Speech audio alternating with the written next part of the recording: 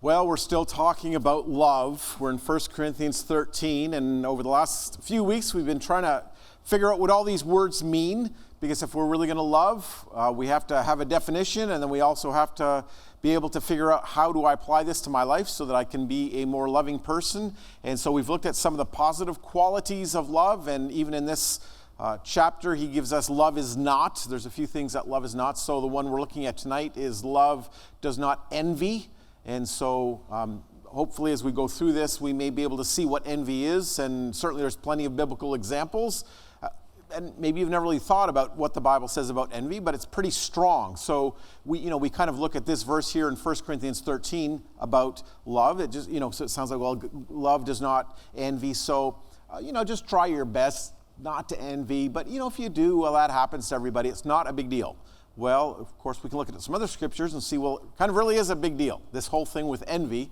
And so we do want to include that as we go through this list one by one, trying to understand how we can be more loving, both in the positive qualities of things like being patient and kind, but also understanding the negative qualities that we should not be envious and not boastful and not proud. So we'll be looking at some of those other ones in the future, but tonight is this idea of do not envy. And so the Bible does speak about envy, again, both the Old Testament and the New Testament. Proverbs speaks about envy, so maybe this would be helpful. Proverbs chapter 13 and verse 30. And, I know sometimes there's the expression that somebody's green with envy, and I think that comes from Shakespeare. I don't know if he's the first one, but, he's an old guy. I think in one of his plays he had, being green with envy. But look what Proverbs 14 verse 30 says, a heart at peace gives life to the body, but envy rots the bones. So what we can learn from envy is envy, if you're not careful, can kind of burrow its way deep down inside, right? So we would say, well, if somebody has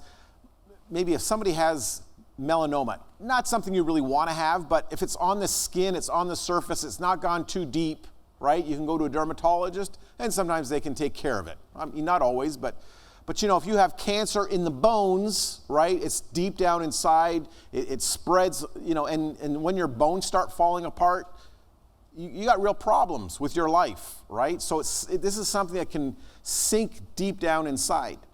So if it rots the bones, so it sounds like it's a very powerful disease. Now, I'm not saying this is a disease, but something that rots our bones is something that's overtaking our life, and envy is that way. It can really take over if we allow it into our body. So, I mean, who would today say, well, what I'm really hoping for, in the next few years is bone cancer, right? So it's not something we want. It's sometimes something that people get and they have, but it's not something we desire. So envy rots the bones. Now, what's the opposite to that? Well, I think maybe that's quite often what Proverbs does. It kind of looks, Proverbs does many different things when it tries to explain something. Sometimes it uses couplets, they call them, and sometimes there's a positive and a positive together, and sometimes there's a positive and negative, but this is the negative after the positive. So the positive is the heart at peace. And so maybe the opposite to envy is peace. And you think about that, because what is envy? Well, that's a good question. Sometimes it's hard for us to define, like we maybe have an understanding what envy is, but again, we're going to come up with envy and jealousy in the same list, and so they're not the same thing. So jealousy, a lot of times is when I have something and I want to keep it, and I'm jealous of it. I don't want anybody to take it away from me, right? There's something that I want to possess. Envy is when I see that you have something, and not only do I want what you have, I do not want you to have it. So it's not like, your neighbor just got a new car or a new TV, and you think, well, I want a new car and a new TV, right? And we'll both have new cars and new TVs. No, it's not. Envy is a little bit stronger than that. I really don't like you for what you have. And oftentimes, even in the Christian world, right, you've probably heard of people that have thought this way. And my guess is many of us have thought this way. I don't think that's fair that you have what about me? I think I've done pretty good. I've served the Lord. I've been faithful. I go to church all the time. Why is that person being blessed and I'm not? Why do they get that and I get nothing? Why do they have good health and I've got poor health, right? Why can't I deserve what they have. Why did that guy at the job get the raise and get the bonus and get the promotion? Why not me? It's not fair, right? And so I'm mad at everybody at work because I didn't get what I thought I deserved. So that's envy. So we kind of see how it's sometimes different than jealousy. Jealousy is like the guy at work got a new car. If I had one too, then, we'd both be happy. I'm not so much interested in your happiness, right? And so this is kind of what envy does when it really gets down inside of us. It makes us very bitter, right? Jealousy just makes us greedy. Envy makes us angry, right? So there's a little bit of a difference there in what happens in our life. Many years ago, a group of people came up with the 7 vices, right? Which are the 7 of the deadly sins. And envy was on that list. So even back then there was, religious leaders that thought envy is a pretty serious sin, right? Because it can be really consuming of your life and of your soul and of your thinking. And it can really destroy a lot of things in life and destroy relationships and make you a very evil person, somebody that other people don't want to be around. People don't want to have a relationship with you. They don't want to know you. Because, hey, if you're like that with other people, you may turn and be like that upon me. So people are very cautious and very fearful maybe of this idea of envy. Well, this is what Jesus said. I mean, again, looking through the list in Mark chapter 7, people were saying, well, Jesus, if you're not really careful when you're eating, you got a little bit of dirt on your hands and you eat that and you get dirt inside of yourself and you're defiling your body. And Jesus is saying, well, it's not really so much what goes into the mouth that makes you a sinful person or a defiled person. It's actually what comes out of your mouth. The words. I can tell who you are by your words. So if you hang around somebody long enough, you can tell what's important to them. You can tell what kind of person they are and what they think about. You can tell whether they're kind and compassionate or whether they're greedy and envious and mean-spirited, right? Because that type of stuff's going to come out. And aren't we just thankful that we've got social media and we don't even have to talk with people. We can figure it all out by the stuff they write, right? So it comes out one way or the other. Just people can't help themselves after a while. You can conceal it for a little while, but after a bit, the true colors start coming out by the things that we say. So Jesus says, it's what comes out of a person, literally out of their mouth, is what defiles them. For it is from within. So the stuff that's coming out is the stuff that's inside. Your mouth speaks that which fills the heart. So out of a person's heart, that's where the evil thoughts come from. So again, listen to what he said. Evil thoughts. So this list is evil thoughts. And I thought envy was just kind of something that you should just try not to do. It's not evil. Well, it's evil. Evil thoughts. Here we go, evil thoughts. Sexual immorality. It'd be just interesting if we took a poll, right? And we just kind of gave you the list. Sexual immorality, is that evil? I think most of us, yep, that's evil. Got that one. Theft, that should not be. That's wrong. Murder, of course that's wrong. Sinful, don't be doing that. Adultery, all these things are pretty clear. Even greed, malice, deceit, lewdness. Okay, we got it. They're all sinful. Like they're the evil thoughts that come. But envy, because when I'm envious, how's that hurting someone else? Like when I murder somebody, generally somebody gets hurt when I'm doing that, right? When I steal or when I slander or, a lot of these things, I'm bringing somebody else into the sin or I'm hurting someone else by the sin or sometimes I'm hurting a whole family or a whole group of people. But how's envy hurting you? I thought it was just something that I'm dealing with. Well, there's envy, then there's slander, arrogance, folly. All these evils come from inside, and what do? They defile. So envy's on the list. And again, oftentimes when I read lists like this, you kind of think, there's some nasty things on the list, And like, is envy really that bad? Well, guess what? It is, right? But a lot of times we kind of can downplay envy. Does that make sense? Because sometimes we may have envy, or we just, for some reason, don't think it's that big of a deal. So all I'm saying is, it's a big deal. Like, this is what Jesus put on the list. And whenever I see a list, I mean, there's a couple questions to ask. Why did he put these things on the list, right? Out of all the things that Jesus could have said, and there's a lot of things that you should not be doing, but envy's on the list. Now, maybe because he realized that back then, there was a lot of people that struggled with this sin. And he just wanted to be upfront and say, yeah, you know, I think the people back then are like us. Yeah, these things, sexual immorality, theft, murder, adultery, those things are bad. But there's some sins that are not so bad.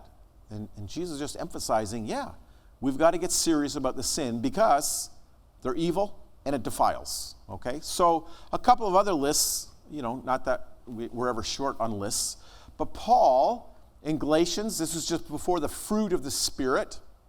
So again, we look at the list in 1 Corinthians 13 about love is and love is not. Well, a lot of the love is found under the fruit of the Spirit. You know, love is joy, peace, patience, kindness. So some of those things are in the chapter 13 of Corinthians. But here is love is not. Here is this is sin. So again, look what he says. The acts of the flesh are obvious. Now people can say, I didn't even know that envy was on the list. Well, Paul's already said it's obvious. This should be common sense. People should be able to figure this out. Even non-Christians, I think if they really got to the root of envy, would say, that's just not the right thing to do. That's not a righteous, that's not a positive thing. That's not building anything up. That's not expressing true love. So he's saying this is obvious. I didn't say it's obvious. Paul's saying it's obvious. But again, some of the same things that we say, that sounds obvious. Sexual morality, impurity, debauchery, idolatry, witchcraft, hatred, discord, jealousy, fits of rage, selfish ambition, dissensions, factions, and envy, drunkenness, orgies, and the like. But then he goes on to say, I warn you, as I did before, that those who live like this will not inherit the kingdom of God. So you can be an envious, all these other things, you say, I don't do any of those things. The only thing I do is I envy. And I do that all the time, and I never try to stop it because that's just who I am. I mean, would we say that to somebody who is sexually immoral? Well, that's just who I am. I'm just sexually immoral. I'm just a drunkard. That's what I do. It's one of my vices. I just can't overcome it, so I'm just going to keep doing that. And we say, oh, well, that's fine. If that's only one thing you do, that's fine. You don't have to give that up. Just continue living sexually immoral and drinking, being a drunk. We wouldn't say that. We say, no, that's wrong. But envy is on the list just as wrong as the other ones listed. And living like that means you will not enter the kingdom of God. So it's pretty serious, this envy thing. But people have struggled with this envy thing for a long time. Titus chapter 3 and verse 3. Paul's writing and he's saying at one time, before we were Christians, before I knew the Lord, listen to what he says, we too. Now, Paul was a very religious person before he became a Christian. But I think he was saying, even before I became a Christian, this is the way I lived. I was foolish, disobedient, deceived, enslaved by all kinds of passions and pleasures. We lived in malice and envy, being hated and hating one another. Paul says this is the way I lived too, before I was a Christian. So I lived in malice and envy. Malice is kind of this hatred. It's the absence of love. But I lived a life of envy, looking at other people, wanting other things. And to a certain degree, it almost seems like human nature. It's kind of what people do. So one example would be from the Old Testament. I mean, there's a few in the Old Testament, detailed examples, but one is Joseph's brothers, right? You remember Joseph? He was the favorite son, and he had a coat of many colors, right? So what did his brothers want from him? They didn't just say, listen, Joseph, we don't think you just shouldn't be so uppity up, think so much of yourself and put yourself on a pedestal because you're the younger brother and you don't really mean a whole lot. And by the way, that coat of many colors is hideous. Would you quit wearing it around us? I mean, they could have said that. They could have just said, we are going to take his coat of many colors and we're going to wear it. We're going to steal it from him. Would they have been happy with that? Like, what is this whole thing that they see Joseph coming, and what does envy do? It's not like, well, we just should threaten him, or we should just take his coat of many colors and we could burn it in the campfire. They're like, here comes Joseph, let's kill him.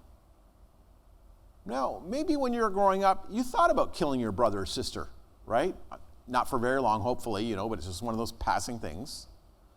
By the way, that was supposed to be a joke, kind of like, because, people say, have you ever said that when you're I'm going to kill you? It's like, well, you didn't mean it that way. But these guys were serious. These guys were adults, right? It's not like they were, 10 years old. Because if Joseph was the youngest, and he was apparently about 16 or 17 when this happened, his older brothers would have been in their 20s, maybe even up to the 30s, right? So here we are. What is that? That's envy, right? They were saying they were so mad at him because of what he and what they didn't get. I mean, obviously they're thinking, why aren't we being favored by our dad? And why don't we have a coat of many colors? I guess if they all had that equally, then there wouldn't have been a problem. But it's because they thought they deserved it. They should have had it, or they should have been able to share in it at least, but they didn't. And so this becomes very evil, right? This idea of hating or being hated. People hate me because they're envious of me. I hate other people because I'm envious of them. Well, that's the way it was with Joseph. And so we can read through that, to quite an extent in the Old Testament. So James chapter 3 gives us a little bit more information. So he says, but if you harbor, right? So I know I have some envy, but actually this is not just envy. This is like a serious case of envy, bitter envy. So I don't know how that's even different than envy, because envy can be pretty nasty. But this person is very bitter as well as being envious. But I think when envious really takes hold of your life, that's when you find bitter people. Because why are they so bitter? Well, because I don't deserve this. I deserve something better. I deserve to be more like you, right? Maybe because I am suffering. I don't have a lot. I didn't get that present this year. I don't have that many friends. I have poor health. I am struggling. With my job, I'm struggling with my family, and you look around to other people, they seem so happy. Why is this all happening to me? Right? You don't realize that those people that you're looking at and envying, you know what they're doing? They're looking at other people too and saying, why do I have so many woes? Yeah, they may have a lot of money, or they may have a good job, or they may even have a good family, but it's easy to get envious of somebody else. Isn't that what people constantly do? They're unhappy with what they have. And they say, if only I could be like somebody else, if I only could have what they have, right? And so this idea of being bitter, envy, it's harbored, it's kind of got a place, it's lodged, it's living inside. So that bitter envy and selfish ambition, so maybe they go hand in hand, in your hearts, do not boast about it or deny the truth. So two things people can do with this. One is to boast about it. Yeah, say, I'm really envious, I'm kind of proud of it, it's kind of how I get ahead. It's how I'm motivated. It's how I get what I want. Look at me, how successful I am. It's because, I've worked so hard, because I've always been envious and jealous and competitive, and I've always wanted more. I've never been thankful. I've never been happy with my position. and there's nothing wrong with wanting to succeed or get ahead, but when it comes out of envy, problem, right? That's the problem. But other people deny it. Well, I'm not envious. And this is probably the way most of us are. I've not really heard very many Christians come up and, after, during the invitation song and say, I just want to confess envy, and I'm so proud of it, right? Probably not. But in the church, we probably do not. I'm not envious. Yeah, sometimes I look at what other people have, or what they've done, or what they've accomplished, or what they own, but not envy. It's just creative, wishful thinking and appreciation and thinking about what they have. Quite frankly, I think I'm just thankful for what they have. In a bitter kind of way, but thankful, right? I don't know. We justify it somehow, right? Of being envious towards other people. Don't deny it. If you're envious, recognize that's a problem. Does that make sense? Because how many people do you know, maybe, and I'm sure like within our family, extended family, I'm sure you've got somebody that's a drug addict, right? Either with prescription pills or illegal, right? Drug addict. Everybody okay with that? Do they deny it? Or they say, oh yeah, I know I'm a drug addict. You know what they say? I don't have a problem. It's not a big deal. It doesn't control me. I can give up anytime. Alcoholics do the same way, right? And so do a lot of Christians, although it may not be those kinds of sins, but maybe with envy. Oh, I'm not really envious. I could control it. I'm not that bitter towards you, brother, really, right? So we deny it. I don't have a problem with this. So he's saying, well, if you have a problem with it, don't justify it. Don't say it's no big deal. Don't say I've got it under control. Don't say, well, it only happens once in a while. I don't think I've got a problem as bad as some of you people have it. I've kind of listened to your envy tirade, right? Don't deny it. Now he says such wisdom, he kind of puts in, at least the translator did, such wisdom does not come down from heaven, but it's earthly, this whole idea. And whether the proposed or the assumed wisdom is either in having the bitter envy, or maybe the wisdom is I'm able to control it and to cover it over so people don't really know about it. I can hide it well. So I'm pretty sneaky, sly, and wise the way I manage my bitter envy. But it's not from heaven. It's earthly. It's unspiritual. It's demonic. Well, have you ever heard of that before? Listen, if you have a problem with envy, you know what the problem is? It's like Satan. He's just living inside of your heart. So if you don't think that's a big deal as a Christian, right? It's demonic.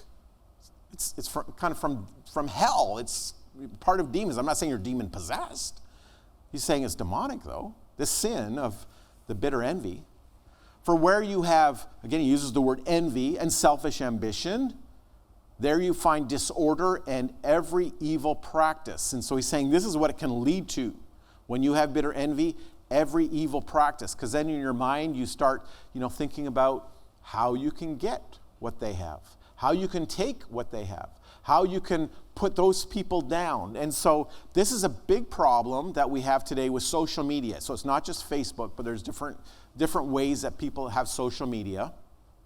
And what we do is we're able to compare ourselves with other people, right? We can see what they have, right? So usually when people post stuff on Facebook, usually it's, one of the better pictures that they have, and it's one of the better events that they've had in their life. You know what I mean? And so you look and go, oh, it looks like they have such a great family. And, they talk about how much, Mr. and Mrs. and they're just so in love. And it looks like their life is perfect. And, well, mine's not that good. So we can get envious of what we think other people have or what they do or what they've accomplished. But the fact is it's not even a reality. And so we're trying to keep up. And we get upset. Well, I never had a European cruise vacation, not this year. So, so we get envious. Or somebody else posts one of their grandkids, and they had a whole lot more likes than when I post about my grandkid, right? Guess they have more friends, right? So we get envious. And I think this is a real problem. I don't know about so much with the older people, but a lot of younger people. I'm just looking about the youngest person here. Maybe somebody under 9 years old.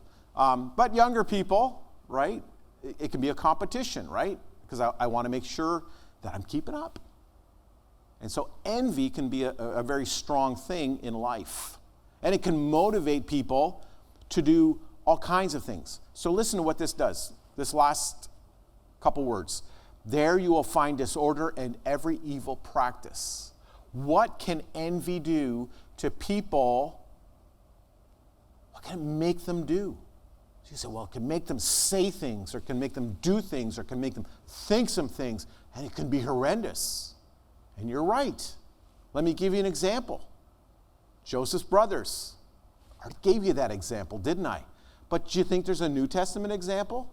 Very similar to Joseph's brothers? Somebody else who's very similar to Joseph, kind of with the things that happened? This is with Pilate, and Jesus is on trial, and Pilate's trying to find all kinds of ways to get Jesus released because he realizes he's innocent. Look what it says. This is what Pilate said. Do you want me to release you, the king of the Jews? Listen to what it says. Knowing It was out of envy. Wow, there's our word. Out of envy that the chief priests had handed Jesus over to him. So ultimately you say, well, why was Jesus killed? Well, it was in the plan of God. Why did the religious leaders want Jesus killed? The religious leaders are the ones that drove the mob, the masses, the people, to yell out, crucify him, crucify him. So all those people, it was just kind of like a big mob attention gathering thing where everybody just kind of went along because that's what everybody did. But ultimately behind Jesus dying and being arrested and prosecuted, even though there was not any evidence, it was the religious leaders. So what was behind what they were doing? Well, it says right here, it was envy. So we say, well, how far can envy go? Well, envy can get people to actually crucify the Son of God. So, don't tell me, well, envy is not really that big of a deal. And even if envy got out of control, how far could that go? Well, evidently it can go pretty far. Old Testament, we're thinking about killing our own brother. New Testament, we're going to kill the Son of God because of envy. So, again, we just read that out of envy, out of this sin that people have, come all kinds of evil and all kinds of disorder. And so here's the example of that happening. Psalm 49, verse 16 and 17, do not be overawed. Do not be like, whoa, overawed. It's not a word we use very much, but it's a pretty cool word. Do not be overawed when others grow rich, when the splendor of their houses increases. For they will take nothing with them. When they die, their splendor will not descend with them. That's just kind of interesting. Back then, right? Way back in, 1,000 years before Jesus was born. He's saying, don't be fooled by this, by people with, all the stuff they have and stuff they buy and their big bank accounts and their big fancy house. Okay, maybe appreciate it and go, wow. But don't be overawed. Don't let it consume you, because if it consumes you, then that's kind of where it leads to envy. It's kind of like, well, I need one of those. I want one of those. Why does he have one? I don't have one. I'm going to get what he has. So the envy is not only I want what you have, but I want to succeed and I want to watch you fail. I want what you have to be taken away so that I can have all the glory for myself. So 1 Peter 2, again, just another verse that speaks about this. Therefore, rid yourselves. Get rid of this. Take it off. Put this away from your life. Rid yourselves of all malice and all deceit, hypocrisy, envy, and slander of every kind. And like newborn babies, crave pure spiritual milk, so that by it you may grow up in your salvation, now that you have tasted that the Lord is good. So this is what Peter says, realizing the struggle and the problem and the control and the sin of envy.